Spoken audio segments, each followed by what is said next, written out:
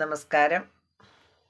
ഇന്നത്തെ സുഭാഷിതം 1254 ദിവസം. സമർപ്പണം ശ്രീ PMN നമ്പൂതിരി. അവതരണം ഗീത K നമ്പൂതിരി, ആലക്കോട്ടിലും.